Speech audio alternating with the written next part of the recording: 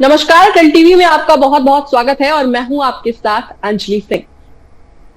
हमारे देश और प्रदेश में डबल इंजन की सरकार है। जो सरकारें ये दावा करती हैं कि हमारे देश की जो युवाओं के रोजगार है, रोजगार दर में वृद्धि हुई है, ये कहना है हमारे प्रदेश की सरकारों का।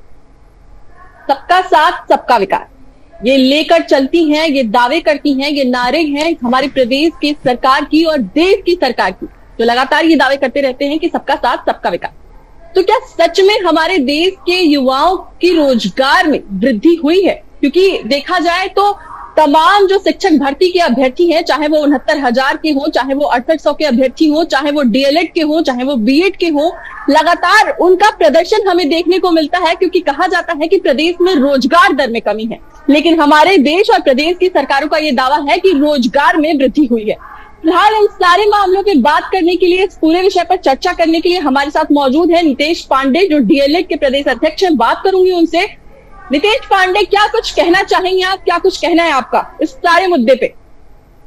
सबसे पहले मैम आपका आभार, आपने इस ज्वलंत मुद्दे को अपने चैनल पे उठाया और स्थान दिया। तो मैं प्रदेश के सभी युवाओं के दर्द को अपने शब्दों में बयां करूंगा कि यह सरकार सभी मुद्दों पे अच्छी है, पर जब भी रोजगार की बात आती है, जब भी पेपर कराने की बात आती है, उन सभी मुद्दों पे बहुत पीछे रह जाती है। जैसे अंतिम प्राथमिक शिक्षक भर्ती 6 वर्ष पहले आई थी, 6 वर्ष हो चुके हैं। अक्टूबर 2018 में आखिरी शिक्षक भर्ती आई थी। उसके बाद से दिन प्रतिदिन प्रत्येक वर्ष डीएलएड बीएड के कोर्स कंप्लीट हो रहे हैं।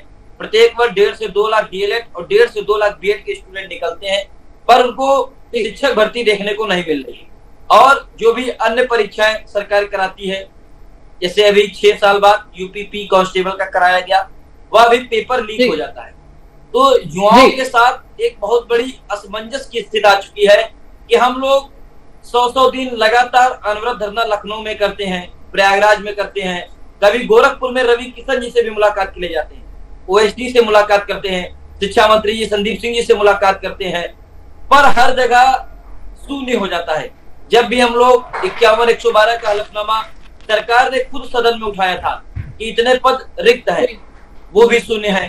पिछले वर्ष निपुण भारत का लक्ष्य रखते हुए उत्तर प्रदेश सरकार में प्राथमिक विद्यालयों में 2 करोड़ से अधिक नामांकन हुए। यदि 2 करोड़ से अधिक बच्चों के एडमिशन हो रहे हैं विद्यालयों में, तो क्या शिक्षक छात्र अनुपात अभी भी बराबर है? जब हमारे माननीय शिक्षा मंत्री जी से विपक्ष मुद्दा उठाता है, तब वो हमेशा कह देते हैं कि छात्र रेशियो बराबर है। रेशियो ये कैसे बराबर है?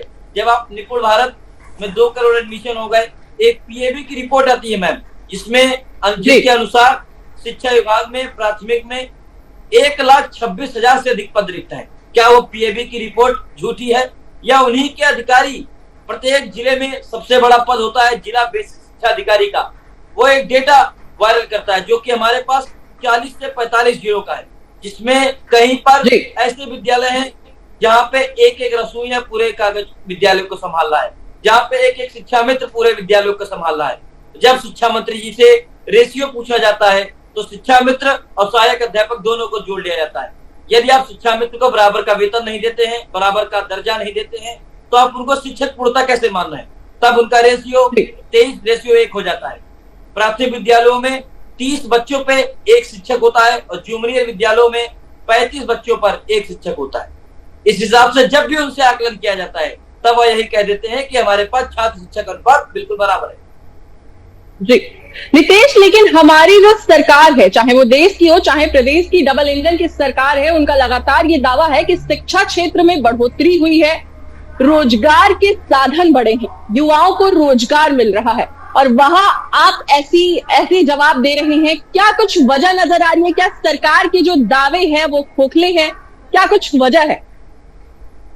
देखिए, सरकार के अनुसार प्राइवेटाइजेशन, यदि आप 10,000 का रोजगार दे रहे हैं, तो उसको रोजगार की श्रेणी में उनके लिए है जो इसके एलिजिबल है। हमने डीएलएड हमने पहले इंटर किया, फिर ग्रेजुएशन किया, फिर उसके पश्चात डीएलएड का कोर्स किया। यदि हम 2.5 साल का कोई कोर्स करते हैं, तो हमें भी, हमारे माता पिता को, सबको अपेक्षाएं होती है कि हम उसी कोर्स में आगे जाएं। यदि हमने डीएलएड का कोर्स किया है, तो शिक्षक बनने के लिए क्या है? अब आप डीएलएड हमने कर लिया है, अब आप कह रहे हैं कि हम स्वरोजगार करें, हम बिजनेस बने, हम आटा बेचें, ये हम नहीं कर सकते। हमने एक स्पेशलिटी कोर्स किया है डीएलएड का, जिसके लिए हम पूर्णतः हकदार हैं। शिक्षक भर्ती आएगी और हमारे देश के नौनिहाल 6 से 14 वर्ष के होते हैं, कक्षा 1 से 5 तक पढ़ते हैं, उनके भविष्य को हम साकारें, ना कि हम स्वरोजगार की तरफ ध्यान दें। हमने एक उम्र गंवा दी है डीएलएड के छात्रों ने कोर्स करने में। पहले इंटर करता है 3 साल, अपना स्नातक करता है, उसके पश्चात 2 साल का कोर्स होता है डीएलएड, जिसको पूर्ण करने में 2.5 साल लग जाते हैं। अब एक नया कोर्स शुरू किया गया 2-3 साल से डीएलएड की तर्ज पे बीएलएड, जो कि 4 वर्ष का होता है, इंटर के तुरंत बाद होता है। यदि कोई भी प्रशिक्षार्थी या कोई भी कैंडिडेट डीएलएड 4 साल अपना समय बर्बाद कर रहा है, तो वो आशा भी यही करता है, उसके माता पिताजी 1-1.5 लाख रुपए साल में फीस देते हैं, तो वह आशा भी करते हैं हमारा बेटा हमारी बेटी प्राथमिक विद्यालय में जाएंगी और नौनिहालों को पढ़ाएंगी और देश के उज्जवल हाथों में सौंपेंगे। नीतीश, लेकिन क्या कुछ वजह नजर आ रही है कि जो देश के रोजगार के अवसर देने की बात हो रही है, जो देश के युवा हैं पढ़ने लिखने के बाद, इतने एजुकेटेड होने के बाद भी उन्हें रोजगार नहीं मिल पा रहा है? क्या कुछ वजह है, क्या लग रहा है? इसके पीछे यही वजह है कि सरकार उन क्षेत्रों में वैकेंसी नहीं निकाल रही जहां पे रिक्त पद हैं विभाग के पास। जैसे पूर्व में भी एक रिपोर्ट आई जिसमें 25,000 करोड़ रुपए बेसिक विभाग में बच गए। ये क्यों बच गए? क्योंकि एक अनुमानित डेटा मैं बताता हूँ, लगभग प्रत्येक वर्ष यूपी में शिक्षा विभाग में 10,000 से अधिक शिक्षक रिटायर होते होंगे। ये छोटा सा डेटा मैं आपको शो करता हूँ। 6 सालों से भर्ती नहीं आई तो 7,000 तो ये रिटायर हो गए। 51,112 पदों का हलफनामा तो सरकार ने खुद उठाया है, सदन में कोर्ट में लगाया कि 51,112 पद रिक्त हैं। तो ये 1-1.5 लाख पद खाली हैं। तो आप ये सोचिएगा कि जो बच्चे प्राथमिक में पढ़ रहे हैं उनको किस स्तर की शिक्षा दी जा रही है। या तो वहां पे शिक्षक की बहुत ज्यादा कमी है। एक हमारे महानिदेशक डीजी विजय करण आनंद जी का आदेश आया था, लखनऊ में बैठते एससीईआरटी पर, कि 1309 विद्यालयों में कोई भी शिक्षक ही नहीं है। मतलब 1309 विद्यालय ऐसे हैं उत्तर प्रदेश में जो भगवान भरोसे चल रहे हैं। यहाँ पर 10 जिले ऐसे घोषित किए गए जो अवांछनीय जिले हैं, जहाँ पे शिक्षकों की कमी है और वहां पे बच्चों की बहुलता है, जिसमें संत कबीरनगर, झांसी, जालौन ये सब जिले आते हैं। तो आज यदि सरकार अपने स्तर पर आए तो इन 10 जिलों में ही यदि वैकेंसी निकालने पर आए तो लगभग 30 से 40 हजार निकल सकती है। और जो देश का युवा भी आप देखी होंगी, बिहार में परीक्षा लगी है शिक्षक भर्ती की, झारखंड में लगी है, राजस्थान में लगी है। क्यों प्रदेश का युवा किसी दूसरे राज्य में पलायन कर रहा है रोजगार की? सबसे बड़ी असमंजस की यह स्थिति है। जी नीतीश, एक चीज और जानना चाहूंगी, जैसा कि आपने खुद बोला कि पद खाली है लेकिन नियुक्ति पत्र नहीं दिया जा रहा है, वैकेंसियां नहीं निकाली जा रही हैं, ऐसा क्यों? ऐसा क्यों? क्योंकि सरकार को रोजगार मुद्दा रह ही नहीं गया है। सरकार ने गाड़ी दूसरी तरफ मोड़ दी है। क्यों सरकार तो बात करती है सबका साथ सबका विकास, फिर ऐसा क्यों? दावे तो यही करती है कि सबका साथ और सबका विकास, फिर वजह क्या है? ये तो जो उत्तर प्रदेश ही नहीं पूरे देश का बेरोजगार युवा से ज्यादा रोजगार का दर्द एक युवा से ज्यादा कोई नहीं झेल सकता है। हमारे बहुत साथी प्रयागराज में लाखों की फौज में तैयारी करते हैं, लाखों की फौज में कानपुर में, लखनऊ में तैयारी करते हैं। निष्कर्ष पहले तो एग्जाम नहीं होता है, एग्जाम होता है तो इतने छोटे पद निकलते हैं 10-10 साल के बाद, फिर वो भर्ती प्रक्रिया एग्जाम होगा, उसके बाद परीक्षा लीक हो गया, मान लीजिए लीक नहीं होता है, तब वह भर्ती कोर्ट में जाती है। मतलब एक उम्र युवाओं की जा रही है इसी तैयारी करने में। उनके तैयारी जब करना शुरू कर दें 18 साल से, मान लीजिए मैंने 21 साल में अपना डीएलएड कोर्स कर लिया था, 6 साल से भर्ती नहीं है, मैं 27 साल का हो चुका हूँ, मैं ऐसी स्थिति में आ चुका हूँ कि अब मेरे पास कोई दूसरा ऑप्शन नहीं है। और आप जानते होंगे डीएलएड बीएड का एक ऐसा कोर्स है जिसके बाद आप किसी विभाग में आगे जा सकते हैं। अब आप मुझसे योगी सरकार कहे कि आप एसएससी की तैयारी करिए, आप बैंक की तैयारी करिए, तो मैं यही कहना चाहता हूँ सरकार से कि आप इन कोर्सों को बंद कर दीजिए। हर साल एक फौज निकल रही है, यदि आप कोर्स बंद कर देंगे तो हमको मन को दिलासा हो जाएगी कि हमारे माता पिता, आप डीएलएड बीएड देखेंगे गरीब परिवार के लोग करते हैं, ज्यादातर हमारी बहनें होती हैं, उनके माता पिता ने 1-1.5 लाख रुपए हर साल दिया है उन पर। अब आप उनसे कह रहे हैं आप किसी प्राइवेट कॉलेज में पढ़ा लीजिए, आप लखनऊ में आईटी सिटी बनेगी वहां 10,000 की नौकरी कर लीजिए। तो फिर हमने ये कोर्स क्यों किया है? आप इस कोर्स को बंद करिए। जो भी नेता विधायकों सांसद जी के विद्यालय कॉलेज चल रहे उनको ताला मार देना चाहिए। जब ये कोर्स केवल डिग्री मात्र भर का रह गया है, जब आपको भर्ती देनी नहीं है, रिक्त पद खाली है, पूरा विपक्ष बोलता है हम लोग आंदोलित रहते हैं, हमेशा ट्विटर पे आप देखते होंगे मुद्दा हमारा उठता रहता है, विपक्ष से कहा करते हैं। अभी हम लोगों ने 23 मार्च से 1 जुलाई तक एक दिन अनवरत धरना लखनऊ में किया।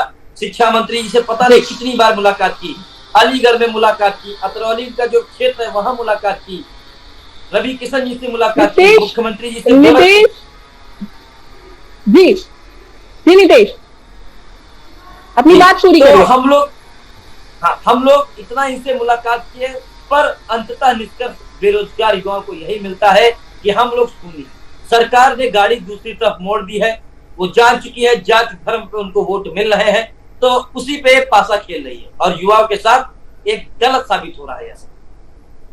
नीतीश, आप खुद एक डीएलएड के अभ्यर्थी हैं, डीएलएड के अभ्यर्थियों के बारे में बताइए, अभी क्या कुछ चल रहा है, क्या कुछ समस्याएं हैं जिनको लेके आपने बताया लगातार आप लोग मंत्रियों से लगातार मुलाकात कर रहे हैं, लेकिन समस्या का जो है वो समाधान नहीं कर पा रहा है। क्या कुछ समस्याएं हैं डीएलएड अभ्यर्थियों में, अभी क्या कुछ चल रहा है, क्या कुछ माहौल है? क्योंकि लोकसभा चुनावों की तारीखों की घोषणा भी हो चुकी है, आचार संहिता भी लग चुकी है, तो अभी तो फिलहाल कुछ नहीं होना है, लेकिन डीएलएड अभ्यर्थियों में क्या माहौल है?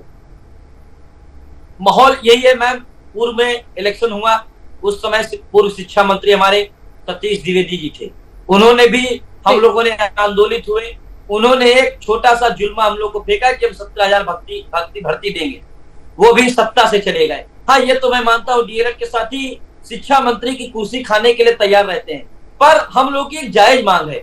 6 वर्ष से हम भर्ती के लिए दर दर ठोकरे खा रहे हैं, उनको सोचना चाहिए, हम भी उन्हीं के परिवार के लड़के हैं, बेटे हैं, भाई बहन है, उनको नौकरी का अवसर देना चाहिए।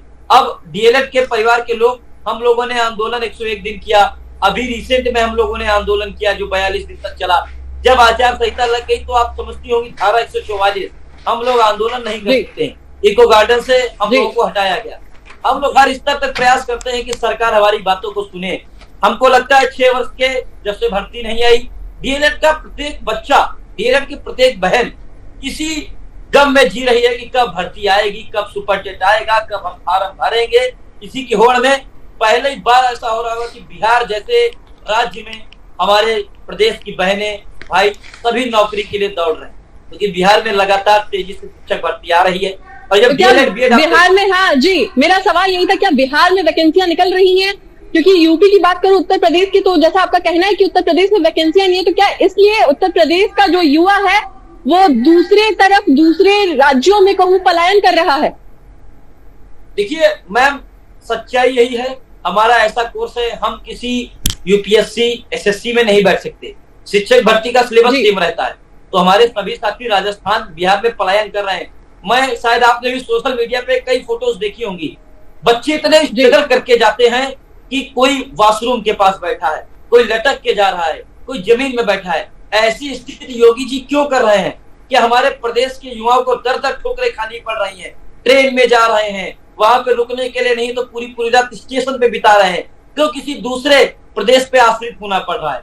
वैकेंसी 2500 टोटल आती है, जिसमें जनरल में बिहार का भी जनरल काउंट होगा और अन्य प्रदेश से, चाहे बिहार में भर्ती है, झारखंड से, राजस्थान से, यूपी से, सभी प्रदेश के बच्चे उसमें पलायन कर रहे हैं। तो 2500 सीटों के लिए हमारे प्रदेश की सभी बहनें, भाई, कोई रात में सो रहा है। कितनी समस्याएं, कितनी यातनाएं उनके माता पिता सह रहे हैं जो उनको लेके जाते हैं। किसी की माता लेके जा रही है, किसी के पिताजी लेके जा रहे हैं, कोई स्टेशन पे सो रहा है, कोई वॉशरूम के पास सो रहा है। ऐसी स्थिति क्यों सरकार ने बना दी? हमारे पास भी रिक्त पद है, लगातार भर्ती यदि आए, कुछ नहीं तो सरकार को एक एसएससी की तरह, बैंक की तरह एक कैलेंडर जारी कर देना चाहिए कि इस माह में भर्ती आएगी, इस माह में भर्ती खत्म हो जाएगी। अब बड़ी भर्ती ना दे सके तो प्रत्येक वर्ष एक कैलेंडर जारी करें कि 10,000 भर्ती आएगी, 11,000 भर्ती आएगी, 12,000 भर्ती आएगी, तो बच्चों को दूसरे प्रदेश में पलायन ना करना। कहने का मतलब साफ है कि रिक्त पद होने के बावजूद उत्तर प्रदेश के युवाओं को रोजगार नहीं दिया जा रहा है। ये जो दावे हैं कि सबका साथ सबका विकास, वो कहीं ना कहीं खोखले नजर आ रहे हैं। बिल्कुल बिल्कुल। तो इन सब के बावजूद लोकसभा चुनाव सर पे है, क्या जो देश के युवा हैं रोजगार के मुद्दों को देखते हुए या अन्य मुद्दे हैं जो युवाओं के मन में हैं, क्या उनको मद्देनजर रखते हुए देश का युवा एक बार फिर 2024 में सत्ताधारी पार्टी को मौका देगा या नहीं देगा? क्या लग रहा है? देखिए, युवाओं की तैयारी करने वालों की संख्या कम है। सरकार ने पकड़ लिया है कृषि क्षेत्र को, कृषि प्रधान प्रदेश जो भी है, राजस्थान हो गया, यूपी हो गया, बिहार हो गया, क्योंकि यूपी बिहार ये सभी कृषि प्रधान प्रदेश हैं और यहाँ पे कृषि ही मुख्य भूमिका रहती है। हम लोग चाहे जितना विरोध प्रदर्शन करें, पर सरकार को ये सोचना चाहिए जितना मंदिर जरूरी है, जितना धर्म जरूरी है, जितना हमारे लिए मंदिर जाना जरूरी है, उससे कई गुना ज्यादा रोजगार जरूरी है। यदि हमने कोई कोर्स किया है, यदि भर्ती नहीं आएगी तो हम दिन प्रतिदिन पतन की ओर जा रहे हैं। और हमारे देश का, हमारे प्रदेश का जो नौनिहाल है, उसको नई टेक्नोलॉजी हम नहीं दे पा रहे हैं। पूर्व में जो भी हमारे शिक्षक विभाग में शिक्षक है, उनको कुछ टेक्नोलॉजी नहीं पता है। जो हमारी जैसी नई पीढ़ी है, युवा है, 27, 28, 30 साल के हैं, वो चाहते हैं कि हम अपना 14 के बच्चों को अपने प्रदेश, उत्तर प्रदेश के नौनिहाल पूरे देश में नहीं विश्व में भी परचम लहराएं। ऐसी टेक्नोलॉजी से उनको पढ़ाया जाए, मॉडर्न तकनीक से पढ़ाया जाए। पर यदि हमको मौका ही नहीं दिया जाएगा, यदि हमको लिए रिक्त पद पे भर्ती ही नहीं निकलेगी, तो हम ये प्रतिभा किसको दिखाएंगे? एक उम्र तक नौकरी का इंतजार भी हम करेंगे, कब तक आखिर ये नौकरी का इंतजार करेंगे? जी नितेश, क्या कुछ अपील करना चाहेंगे आप हमारे चैनल के माध्यम से सरकार से कि जो रोजगार की कमी आप बता रहे हैं, इस सारे मुद्दे पे क्या कुछ अपील करना चाहेंगे आप देश की सरकार या प्रदेश की सरकार से? देखिए, सरकार से हमारा यही निवेदन है कि आपके लिए जाति धर्म बहुत अच्छी बात है, उससे भी हमारा फायदा है, पर एक कड़वा सत्य यह है, जब तक उसको सैलरी नहीं मिलेगी, जब तक उसके खाते में पैसे हर महीने नहीं आएंगे, क्या ये बेरोजगार अपने माता पिता के पैसों से देख के राम मंदिर जाएगा? क्या ये माता पिता के पैसे लेके काशी विश्वनाथ बाबा दर्शन करने जाएगा? धार्मिक आस्थाएं बहुत जरूरी है, पर मेरा यूपी से और प्रदेश से और देश सरकार से हाथ जोड़ के निवेदन है, मैं अपने पूरे डीएलएड संगठन की तरफ से, साथियों की तरफ से अपील करता हूं कि सरकार को 6 वर्ष से जो शिक्षक भर्ती नहीं आई है, बहुप्रतीक्षित शिक्षक भर्ती नहीं आई है, इस पर एक नजर डालनी चाहिए। क्योंकि 6 वर्ष हो चुके हैं, 51 112 पद का हलफनामा आपने लगाया है, 1,26,000 पीएबी की रिपोर्ट के अनुसार है, तो आपको एक छोटी मोटी की निकाल देनी चाहिए। जो देश का युवा दर दर ठोकरें खा रहा है, प्रदेश में अन्य राज्यों में पलायन कर रहा है, वहां जाने की स्थिति ना बने और अपने प्रदेश में अपनी योग्यताओं को, अपने प्रदेश के नौनिहालों को पढ़ाए और उनके भविष्य में एक नव निर्माण कर सके, जो कि विश्व पटल पे उत्तर प्रदेश, उत्तम प्रदेश का झंडा लहरा सके। जी नितेश, बेरोजगारी के मुद्दे पे इतनी अहम जानकारियां देने के लिए आपका बहुत बहुत धन्यवाद और हमसे जुड़ने के लिए आपका बहुत बहुत धन्यवाद। आपका भी आभार।